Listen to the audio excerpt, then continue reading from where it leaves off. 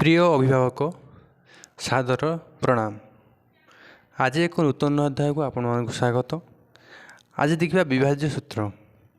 प्रथम देखिबा 2 द्वारा विभाज्य सूत्र।